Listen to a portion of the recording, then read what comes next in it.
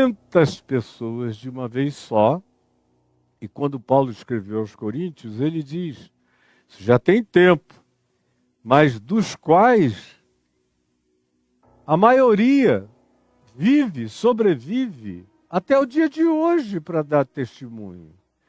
Tinha gente que tinha se tornado longeva como portadora daquele testemunho. Porque os evangelhos, até surgiu o primeiro texto de Marcos, eram todos falados oralmente. E como eu já expliquei diversas vezes, com base em estudos de experts de primeira linha, em aramaico, todas as parábolas de Jesus e as falas de Jesus, transliteradas, transpostas do aramaico para o grego, elas ficam do jeito que a gente encontra na leitura em português. Mas quando você faz a engenharia reversa do texto grego para o aramaico, aí elas se transformam em poesia, com rima, com métrica, e se tornam facílimas de serem guardadas e decoradas como narrativas sinóticas. De modo que todo mundo que tinha assistido contava uma história mais ou menos idêntica, porque até no aramaico a facilitação de que Jesus falava com rima, com métrica, com repente, com uma determinada lógica de construção oral, literária, no que ele dizia, de modo que a capacidade de apreensão era muito maior, é o que nos dá a garantia de que mencionar um nome como de Jairo era uma covalidação, dizendo tipo, Jairo pode ainda testemunhar, ou os filhos de Jairo, ou a filha de Jairo, que está viva aí entre vocês, lembra muito bem de tudo. Mas tem um segundo aspecto. Quando eu levo hoje em dia, especialmente nos últimos anos, eu levo pessoas à Galileia, o primeiro lugar para onde eu as levo, chegando na Galileia, de uns 12 anos para cá, antigamente não era assim. Havia a cidade, a localização de Magdala, ou Magadon, ou Magdon, que era a cidade de Maria Magdalena, Maria de Magdala.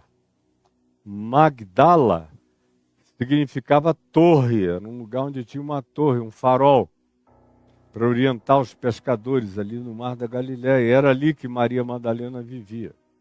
Pois bem, eu já visito o lugar desde a década de 70, tinha só uma pedra com uma menorá. E se sabia que ali tinha sido o lugar da cidadezinha de Maria Madalena, às margens do Mar da Galileia. No entanto, de 2 décadas para cá, houve muitas escavações em volta do Mar da Galileia. Especialmente de 10, 12 anos para cá, em Magdala, ou Magadon, eles desencavaram uma cidade inteira. E uma das coisas mais importantes dessa cidade era a sinagoga da cidade. Porque havia algumas sinagogas na Galileia. E uma das mais importantes de todas, além da sinagoga de Tiberíades, era a sinagoga de Magdala e a sinagoga de Cafarnaum. Mas essa sinagoga de Magdala era muito, muito importante como congregação de judeus e se tornou, na arqueologia contemporânea, muito mais importante ainda, de 10, 12 anos para cá, porque descobriram evidências, preste atenção nisso. Isso não é uma súmula histórica desprezível. Preste atenção nisso, preste atenção nisso. A arqueologia descobriu, pelas datações, pelas evidências, que cerca de 8 anos depois da ressurreição de Jesus, 8 anos, portanto, bem antes do Evangelho de Marcos, que é o primeiro evangelho a ser escrito, naquela sinagoga de Magdala, na terra de Maria Madalena, tanto judeus quanto cristãos se reuniam juntos, 8 anos depois, na mesma sinagoga de Magdala, para cultuarem a Deus e cultuarem a Jesus como Messias, juntos na sinagoga de Madalena, de Magdala, às margens do lago de Genezaré ou do Mar da Galileia. Isso é importante, porque nos traz uma amarração histórica de grande significado arqueológico, que justifica, inclusive, a razão de alguns nomes aparecerem nessas narrativas dos evangelhos, porque eram pessoas que, ou eles, ou seus filhos, ou seus parentes imediatos, ainda estavam vivos. Daí haver a menção deles. Do contrário, não haveria necessidade de mencionar anônimos absolutos, que não tiveram nenhuma importância antes e nenhuma importância depois daquela narrativa. A menos que o nome deles covalidasse, o nome deles evocasse memórias de gente viva que pudesse dar esse testemunho. Isso é opinião absolutamente minha. Eu nunca ouvi isso em lugar nenhum, mas é uma convicção. Eu creio que de natureza científica, arqueológica, textual e de lógica histórica, de certa forma imbatível, que eu estou oferecendo a vocês como evidência desse aconchego histórico e dessa proximidade. Pois bem, aqui está Jairo mencionado como chefe da sinagoga. Você veja que em Mateus, que é mais distante do que Marcos, dos episódios originais, se diz apenas um chefe, porque Mateus já vem depois, talvez já sem as mesmas testemunhas, mas para Marcos ainda havia muita gente viva que podia covalidar, que podia representar, que podia rememorizar, que podia testemunhar e de maneira apoiadora a narrativa que Marcos estava trazendo no primeiro evangelho escrito. Então chega-se a ele um dos principais da sinagoga, chamado Jairo, e vendo, prostra-se aos pés de Jesus. Isso é uma blasfêmia. O cara é chefe da sinagoga dos judeus. É o representante do judaísmo na Galileia, em Cafarnaum. É uma figura eminente, conhecida por todos. Ele vem assistindo tudo que Jesus vem fazendo. Curas, libertações, de todo tipo de doenças, enfermidades, toda natureza de moléstias, das físicas às mentais, espirituais e de todos os outros níveis de perturbação, turbulência, enfermização, paralisia, lepras. Tudo que você possa imaginar aconteceu em Cafarnaum. Até gente que teve os membros acrescidos. Eu já ouvi muita gente dizendo, eu nunca vi uma narrativa nos evangelhos de alguém que tenha tido membros acrescidos. Você encontra gente toda enquerquilhada, como era o caso do paralítico, sobre o qual eu falei uma semana, que foi todo desenquerquilhado no milagre imediato. O texto diz imediatamente. Foi na hora, isso não acontece. Mas em Mateus, numa das narrativas de uma sucessão de curas, o texto grego nos dá a entender que uma daquelas curas era uma cura de acréscimo de membros. Acréscimo de membros. O membro cresceu, o membro apareceu. O que não é nada demais para quem ressuscitou gente podre de 4 dias dentre os mortos. É só a falácia da incredulidade de alguns evangélicos que resolveram se tornar ateus e que ficaram há 10, 12 anos atrás com esse tipo de argumentozinho na internet que foi todo esmagado como quem pisa numa barata. Eu pelo menos fiz isso e nunca mais ouvi falar no assunto. Pois bem, está aqui o Jairo, de joelhos, cometendo essa heresia. Essa é a primeira heresia, é a de Jairo. O líder da sinagoga se ajoelhando, um judeu não se ajoelhava para ninguém, nem para o sumo sacerdote, nem no dia do Yom Kippur, nem em lugar nenhum. Esse tipo de reverência era exclusiva para Yahvé, para Deus, como culto absoluto do monoteísmo radical ao único Deus. Está aqui o chefe da sinagoga cometendo essa blasfêmia, essa heresia, prostrando-se aos pés de Jesus. Para você que nasceu cristão e que se ajoelha na presença, inclusive, de estátuas de gesso, de pau, de pedra, de qualquer um, em qualquer lugar, essa cultura ajoelhante, essa cultura supersticiosa, fetichista, esse pôr-se de joelho é quase natural. Tem gente que beija o pé da mulher do pastor, tem gente que se ajoelha diante de pastor, salafrário, canalha, cretino e safado. Tem gente que diz, eu não vou sair daqui porque se ele deixar de estender a mão e me dar cobertura, a maldição virá sobre mim. Isso é porque nós somos todos pagãos, a maioria absoluta dos crentes, inclusive, são os mais pagãos de todos. Mas aqui nos dias de Jesus isso não existia. Não existia em Israel de alguém que tivesse consciência de Deus se ajoelhar diante de absolutamente ninguém, nem de anjo.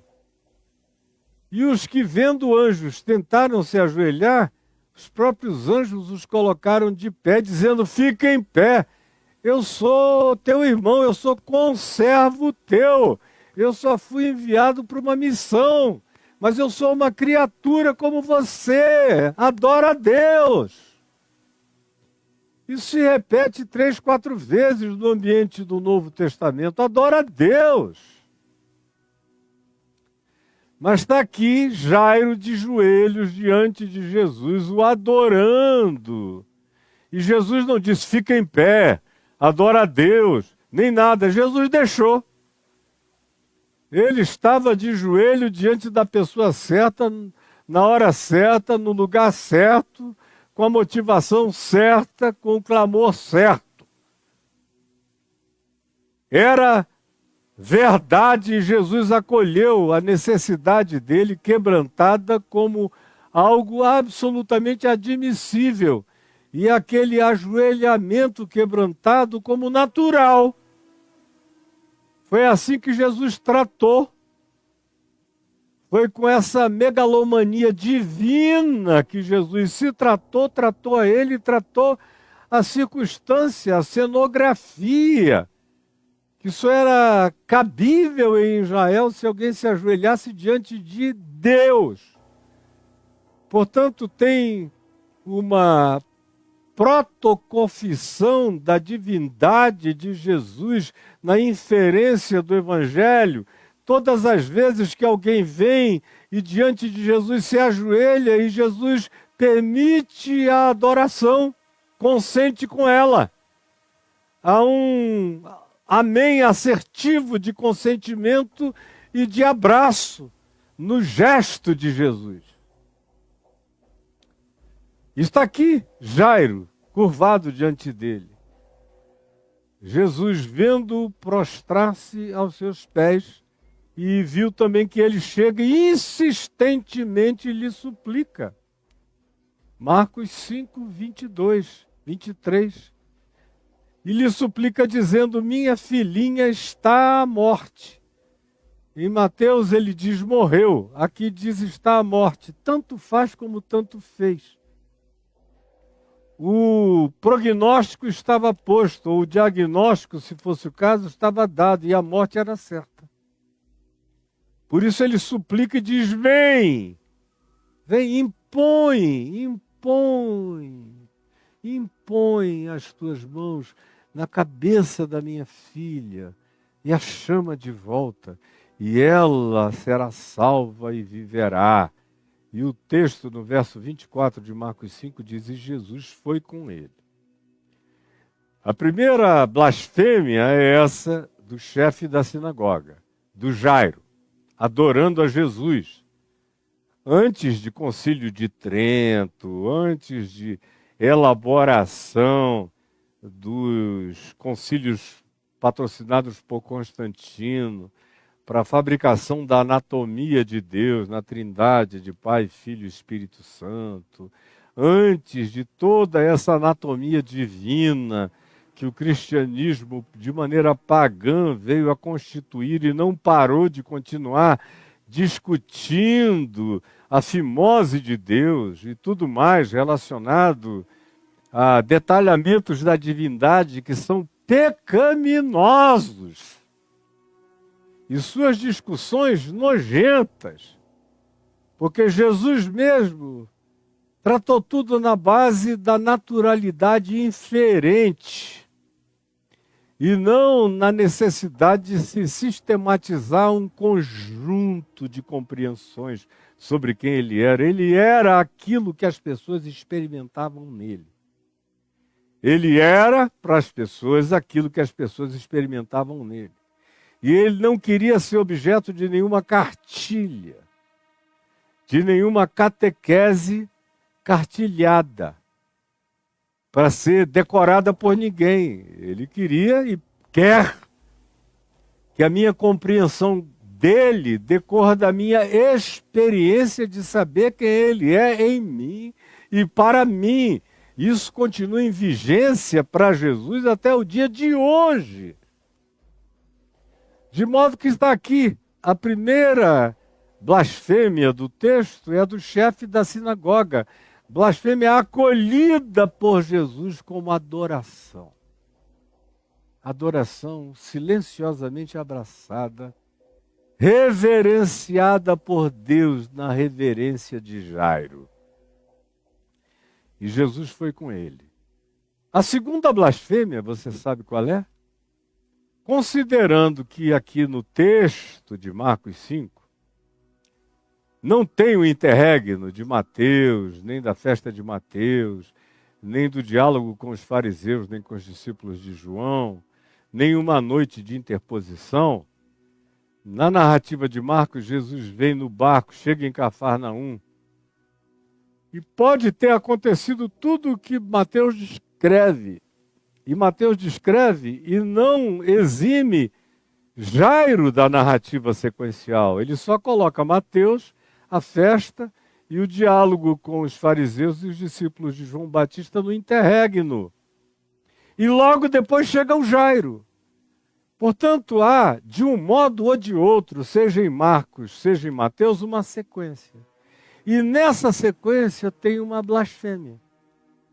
Do ponto de vista da religião judaica, do ponto de vista da transgressão à lei de Moisés, do ponto de vista da violação do sistema de purificação religiosa proposto por Moisés no livro de Levíticos, de modo que Jesus, que estava vindo da terra pagã, que tinha se relacionado com um homem que vivia nos cemitérios e que tocara nesse homem, abraçara esse homem, se relacionara com esse homem e com os porqueiros, com os criadores de porcos. Pisou na terra onde os porcos pastavam.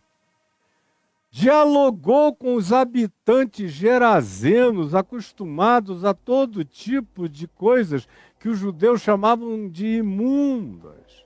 E eles criavam porcos porque eles comiam os porcos que eles criavam, o que para os judeus era um absurdo, era gente imunda.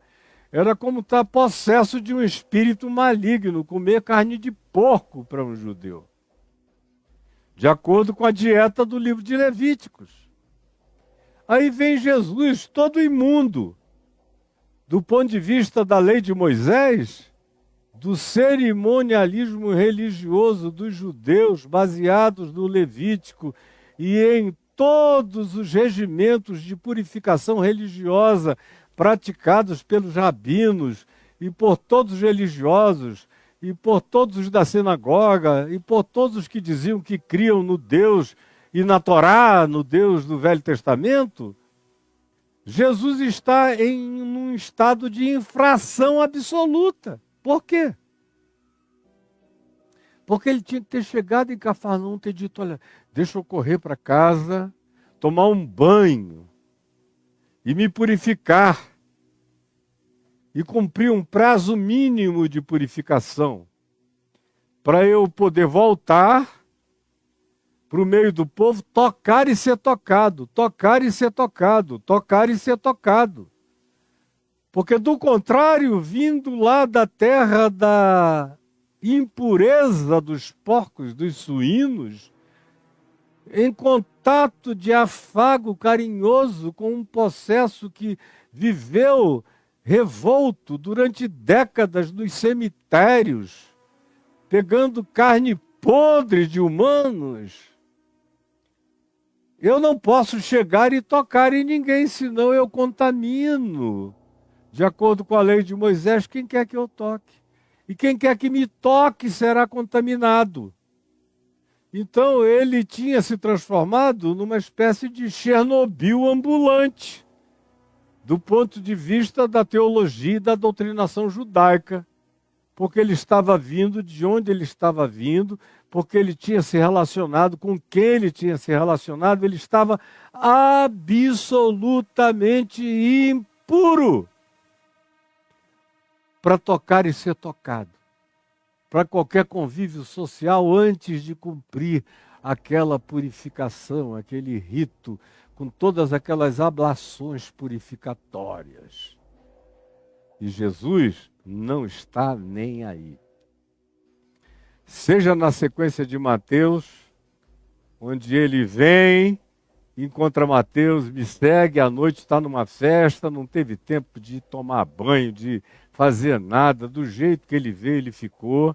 As pessoas da antiguidade não andavam tomando banho todo dia, a menos que fossem fariseus religiosos que mergulhavam nos seus tonéis para se purificar todo dia, toda vez que voltavam para casa, antes de qualquer refeição, de qualquer coisa. Mas Jesus não tinha absolutamente nada a ver com isso. Nem tampouco os seus discípulos. Do ponto de vista da utilização abundante da água, conforme os fariseus e alguns outros faziam, Jesus não era um ser higiênico, muito menos os seus discípulos. E mais do que não ser higiênico, ele era um ser que, pela ausência daquela higiene ritual purificatória, era um ser que andava impuro. Tocando em leproso, tocar em leproso demandava o mesmo tipo de purificação. Ele vai ser tocado por uma mulher com menstruação crônica. A mulher não poderia nunca chegar perto dele e ele teria que parar tudo e se purificar. E ele está vindo da terra da impureza, de uma relação de necrofilia libertadora para com o homem louco de Geresa, na terra dos porqueiros. E, de acordo com a narrativa de Marcos, ele vem de lá e o chefe da sinagoga o adora. Literalmente, Jesus todo emporcalhado pela ambiência dos gerazenos e as ocorrências imediatas. E ele não diz, olha, peraí, deixa que toda a justiça do livro de Levítico se cumpra, eu vou me lavar, eu vou me purificar. Ele nunca tinha feito isso para nada, ele tinha enfiado a mão no peito de um leproso, dizendo, quero, fica limpo, o homem se purificara na hora. Ele tinha encontrado com vários leprosos, com várias pessoas impuras e não tinha cumprido ritual nenhum. Outra vez, ele contraria a lei de Moisés, se deixa adorar e vai com o Jairo. Comete uma blasfêmia em cima da blasfêmia, comete um pecado do ponto de vista judaico, Jesus é um pecador, transgressor, consciente, lúcido, cínico da lei de Moisés. Porque qualquer um piedoso, fosse um saduceu do templo, um fariseu religioso, ou o essênio cheio de purificação, iria tomar o banho purificador. Mas ele não faz nada disso. Do jeito que ele vem, ele vai. E chega o Jairo, se curva diante do ente que está vindo do cemitério de Geresa, no convívio com os porqueiros, e que aceita a adoração. E sabe completamente apto, sabe que Deus nele não se contamina, sabe que ele é o incontaminável. Que ele é o Jesus incontaminável. Ele vem da terra da contaminação. Bota o pé em Cafarnaum e o chefe da sinagoga o adora e ele diz, bem é, que assim seja. Não repreende, não diz espera aí, não diz agora não, mais tarde, deixa eu ir tomar um banho e me purificar e você pode voltar. Não, ele vem pronto. Porque ele vem a dizer em Marcos no capítulo 7, e virá a dizer em Mateus várias outras vezes, tanto quanto em Lucas, que não é o que está fora do homem, da mulher, o que contamina o ser humano, mas é o que procede do coração. É o que contamina o ser humano, não é o que eu pego fora, não é a ingestão que eu faço do que quer que seja. Não é o meu apalpar de coisa alguma, nem de ninguém. Não, não é. E não há necessidade de nenhuma dessas coisas. Ele é o mesmo que deu a Pedro, lá em Atos 10, aquela revelação, diante da hesitação de Pedro de ir até a casa do centurião Cornélio, para pregar o evangelho a ele. Ele ainda nem sabia, mas Jesus conhecia a hesitação que habitava o coração de Pedro, de modo que dá a ele aquele êxtase quando um lençol é descido dos céus, com todos os animais proibidos na lei de Moisés, todos os que a lei de Moisés diz que um judeu piedoso não poderia comer jamais. Jesus faz descer naquela visão de Atos 10 na cara de Pedro todo tipo de réptil, de quadrúpede, de animais, de frutos do mar que não se podia comer, de insetos proibidos, de todo tipo.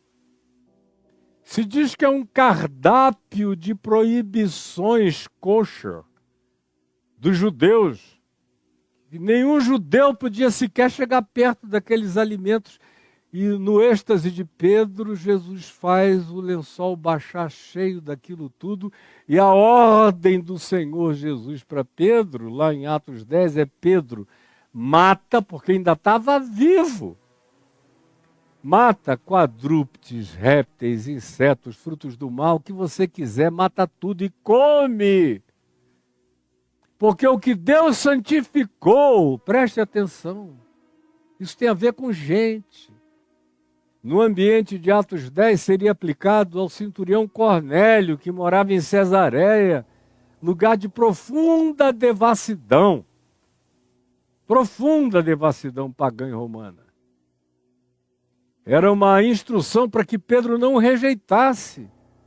E na visão se diz, pega esses animais, qualquer um deles, o mais estapafúrdio, mata e come, porque está tudo liberado, está tudo santificado. O que Deus santificou, seja comida, seja bebida, seja ser humano, seja a natureza, seja o que seja, toda a criação, Tudo aquilo que foi criado por Deus, não consideres comum, nem imundo, nem impuro, jamais. Tudo aquilo e todo aquele que foi criado por Deus, não considere nem comum, nem imundo, jamais. É tudo apto para comer, para beber, para se relacionar, para tocar e ser tocado, para o convívio. Em Cristo Jesus, todo esse apartheid de qualquer natureza, toda essa dieta kosher, todo esse adventismo de proibição alimentar é suspenso. E para Jesus tudo está liberado. Você pode ser vegano, vegetariano ou carnívoro. Você tem que ter ações de graça. O mais, você escolhe o tipo de comida que você quer comer de acordo com os benefícios que você constate para a sua saúde e para a sua adaptação pessoal. Mas não tem nada a ver com proibição religiosa, não tem nada a ver com designação de que se comer isso se torna, diante de Deus, impuro. Como entre nós os judeus continuam a ensinar, os adventistas e outros grupos e seitas semelhantes fazem do mesmo modo. Mas no Evangelho não, para Jesus não. Para Jesus isso é abominação. Pedro pode comer de tudo, pode tocar em todos, pode abraçar todo mundo, mas Pedro demorou a entender isso. Lá em Gálatas, no capítulo 2, a gente vê Paulo se levantar e literalmente passar a pior bronca do mundo em Pedro e Barnabé, que estavam lá com ele, no meio dos gentios, comendo, bebendo, se refastelando de tudo o que um pagão comia numa cultura pagã, com toda alegria e felicidade, até chegarem alguns presbíteros de Tiago descendo da igreja de Jerusalém. E aí Pedro e Barnabé mudaram de atitude, caíram numa hipocrisia kosher. Só foi chegar aquele grupinho. Aí ofereceram alguma coisa para eles beberem. Não, desculpa. A gente não toca nisso, não bebe isso. Estavam tomando todas até eles chegarem. Chega alguém e oferece algo para comer, ou uma sopa com marisco para tomar. Não, isso a gente não come. Só porque chegaram os judeus de Jerusalém, os adventistas do 7º dia da dieta kosher, do livro de Levítico. E aí eles não comiam nada. Pedro e Barnabé, Paulo disse que ficou com raiva.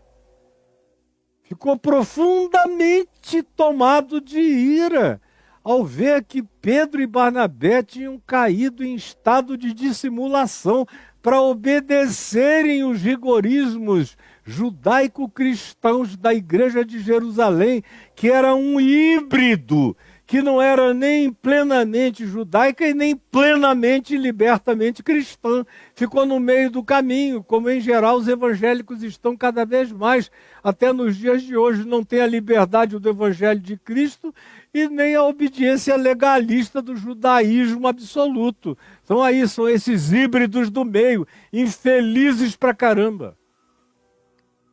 Você está me ouvindo? Está prestando atenção no que eu estou dizendo? Pois bem, voltemos aqui para Jesus. Ele pratica, nesse encontro com Jairo, e no que vem a seguir, toda sorte de impurezas do ponto de vista de um judeu. Primeiro é o pecado de aceitar a adoração e não repreender o chefe da sinagoga. Segundo, não dá um intervalo para ir fazer um banho de purificação, para ficar adequado, de acordo com a lei de Moisés, para lidar com as pessoas, purificadamente. E ele não está nem aí. Segundo, o homem diz, vem na minha casa. Ele diz, eu vou. Não podia entrar na casa de ninguém, ia levar o cobalto da impureza levítica para dentro da casa dos outros. Ele não poderia ter feito isso do ponto de vista da obediência estrita à lei de Moisés. Era transgressão o que ele estava praticando. E aí ele segue. E o verso 24 diz: grande multidão o seguia, comprimindo, olha só, todo mundo pegando nele, tocando nele.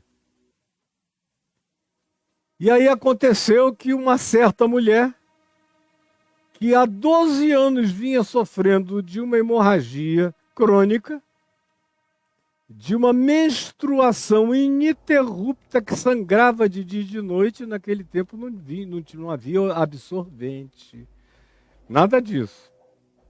A mulher tinha que usar um pano que ia ficando empapado. Ela tinha que trocar aquele pano muitas vezes por dia e ninguém chegava perto dela. Porque ela era considerada um ente permanentemente imundo. A hemorragia era crônica. A lei de Moisés não fazia previsão de purificação para ninguém assim, exceto praticamente não parar de se lavar de dia e de noite e ficar distante de todo mundo, não tocar e não ser tocada. Mas essa mulher se disfarça. Cobre a cabeça, cobre a cara, cobre o corpo, se cobre toda, vem por trás, para ninguém perceber. Aproveita uma hora que tem uma multidão em estado de frenesi, pegando nele, comprimindo, todos tocando nele, e ela vem e toca na orla das suas vestes. Tão discreta ela é. Tão habituada ela está com o fato de que ela é uma pessoa considerada impura, imunda, nojenta, que ela não ousa nem tocar no corpo, ela pega na aba da veste por trás, no pano. E na hora que ela faz isso aqui, imediatamente a sua cirurgia, a sua hemorragia estanca. Para! Ela sente, ela constata que a hemorragia parou. Ela fica tremendo toda e Jesus sente algo estranho. É quando ele pergunta: quem me tocou? E Pedro diz: que pergunta é essa? Todo mundo está te tocando, como é que tu perguntas quem me tocou? Todos estão te tocando. Jesus disse: não, alguém me tocou diferente, porque eu senti que de mim saiu o poder. Mas sobre isso nós vamos falar amanhã. Eu estou apenas fazendo uma introdução a essa automarginalização na qual Jesus se coloca em relação à lei de Moisés. Aos cerimonialismos, tanto quanto às leis pétreas da Constituição mosaica, como em João 8, na lei nos mandou Moisés que tais mulheres adúlteras sejam apedrejadas. Jesus disse: quem dentre vós estiver sem pecado, seja o primeiro que atire pedra. E relativiza muitas vezes muitas coisas, relativiza o tempo todo. Assim como relativiza o sábado, que é lei pétrea da Constituição mosaica. Come, bebe, se confraterniza, cura, faz ações, viaja em dia de sábado, transgride todas as quilometragens mínimas estabelecidas pelo rabinato para que alguém praticasse movimento em dia de sábado. É um transgressor contínuo. E em relação a isso aqui, chega a ser nojento do ponto de vista de um judeu que ficasse sabendo: esse cara está vindo do cemitério de Geresa e de Gadara. Estava abraçado com o possesso que viveu pegando em corpos podres. Se confraternizou com gente que come carne de porco de dia e de noite. Ainda libertou o endemoniado, permitindo que os espíritos fossem para os porcos. E diante dessa cenografia de impureza toda, ele vem, entra num barco, chega aqui e diz: pode me adorar e eu vou para a tua casa assim curar tua filha. Agora, preste atenção. Eu sei que eu estou lidando com um monte de gente confusa.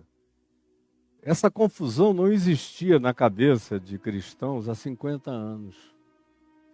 Não existia há 70 anos. Os cristãos eram muito mais definidos há 70, 60, 50 anos atrás do que hoje em dia. Não tinha culto à bandeira de Israel, nem culto ao Estado de Israel, nem essa adoração renovada à lei de Moisés, nem o culto que a gente vê as pessoas querendo informação de rabinos de Israel mais do que de qualquer sábio do Evangelho. Tudo isso que veio acontecendo depois, e essa volta ao Velho Testamento, é um retorno, é um abandono. Como aconteceu no caso da Epístola aos Hebreus, ela foi escrita porque cristãos tinham voltado à velha aliança. Estavam pisando no sangue da aliança, pisando no sangue da cruz, crucificando Jesus uma segunda vez, porque Jesus morreu para liquidar todo esse escrito de dívida que havia contra nós, como Paulo diz em Colossenses 2, para rasgar tudo isso e para nos colocar livres para viver. Pedro, mata e come qualquer coisa. O que Deus santificou, não consideres como imundo. O mundo inteiro está limpo e purificado se tu olhares para todas as coisas com um olhar de gratidão, de ações de graças, de reconhecimento de que tudo que existe tem um Criador, é criação, é criatura. E tudo que Deus criou é bom, não rejeites nada. É o que Jesus ensina, é o que Jesus pratica, é o que Jesus diz. Como você lê aqui Marcos 7, explicitamente, mais adiante. Exatamente nessa temática. E é aqui que eu quero ficar, porque o tempo vai já acabar. Eu quero ficar dizendo a você o seguinte, é que o verdadeiro, o genuíno Evangelho de Jesus nos coloca num chão de liberdades, onde a gente pode transitar de qualquer lugar para qualquer lugar. De qualquer pessoa para qualquer pessoa. Em qualquer dia para qualquer coisa. Não aceite, em nome de Jesus, fique irado como Paulo ficou com Pedro e com Barnabé lá na Galácia. Se chega alguém com dissimulaçõezinhas dizendo a você, não, isso não, aquilo não pode, como Paulo escreveu aos Colossenses. O falso ascetismo, que são esses que dizem, não toques nisto, não pegues aquilo, não bebas aquilo outro, não olhes para isto. Paulo diz, porque estas coisas têm apenas aparência de humildade, de santidade, mas não têm de fato nenhum valor real. Muito menos contra a sensualidade e as pulsões do coração. Ao contrário, quanto mais você tenta se purificar de fora para dentro, mais você desenvolve compulsões pecaminosas de dentro para fora. O ensino do Evangelho também é este. Quanto mais você tenta se purificar de fora para dentro, mais você desenvolve compulsões pecaminosas de dentro para fora. E é isso que você precisa aprender hoje, porque isso tem um poder de libertação mental, psicológica, espiritual, comportamental, relacional, social, indescritíveis. Depois que essa compreensão entra na gente, não existe mais nenhum Cornélio impuro. Não existe mais nenhum alimento que não possa ser comido. Nenhum. Nem o sangue. Nem coisa alguma. Depois que você alcança esse entendimento, essa compreensão, não há nenhum lugar proibido. Nem o inferno. Pois as portas do inferno não me aguentarão. Eu entro até no inferno e do inferno saio, tão limpo quanto entrei. Nem no inferninho, nem no banquete, nem no convívio com ninguém. É por isso que a religião tem tanto problema com o Evangelho de Jesus, puro e simples, porque ele acaba com a religião, com as suas purificações, com os seus ritos, com as suas imposições, com as suas santificações exteriores, com os seus banhos, com os seus dias e os seus aprazamentos purificatórios. Acaba com isso tudo. Se torna patético. É por isso que tem também muita gente que não aceitaria dialogar comigo em público, para o mundo inteiro ver, sobre esse assunto baseado em Jesus e que se diz cristão, porque não aguentaria o caterpillar o meu caterpillar do Evangelho, queria passar por cima deles. Aí ficam dizendo que eu sou herói, herege, que eu sou uma pessoa perigosa, isso e aquilo, é porque não suportam a causticidade da verdade do Evangelho, conforme o entendimento simples praticado por Jesus. Agora, isso é aturdidor para um religioso que não tenha tido a pré-conversão de Jairo, que pelo menos pela angústia da paternidade solidária para com a filha morrente, se curvou diante de Jesus e pediu Jesus, não importando de onde ele estivesse vindo, que entrasse na sua casa para curar a sua filha. Que entrasse na sua casa para levantar a sua filha. Eu espero de todo o meu coração que essa palavra que eu disse aqui a você tenha entrado em você. Que nunca mais ninguém consiga, com qualquer que seja a natureza dissimuladora, levar você em qualquer direção. Eu estou vendo vocês aí beberem a largos sorvos ensinamentos judaico-adventistas proibitivos de tudo, elegerem mestres sem nem saberem o que estão fazendo, e bebendo de glute-glute, loucuras que foram riscadas, rasgadas por Jesus na cruz para sempre, está pago e consumado. Ninguém é mais impuro. Pode se aproximar de quem você queira. Pode entrar no inferno e sair. Pode. Em Cristo Jesus, eu sou como Cristo Jesus. Estou limpo como Cristo Jesus. Estou livre como Cristo Jesus. E vivo e sou chamado a viver com esse mesmo protagonismo de liberdade de Cristo Jesus, o meu Senhor. Agora, saia da dissimulação, abra os olhos, enxergue, pelo amor de Deus. Para bom entendedor, um pingo é letra. Pegue o que eu estou dizendo como princípio e saia aplicando por aí, que você vai ver que o mundo vai deixando de ser um lugar impuro e vai se tornando um cosmos de criação. E a sociedade, com todas as contradições humanas, passa a ser, todavia, no entanto, aquele ambiente acerca do qual se diz que Deus amou o mundo, sociedade humana, de tal maneira que deu o seu Filho, para que todo aquele que nele crê não pereça, mas tenha vida eterna.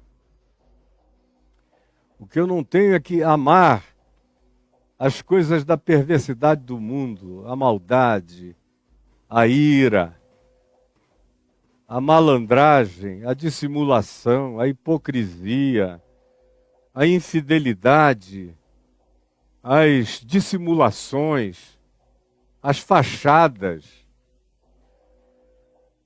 as gritarias,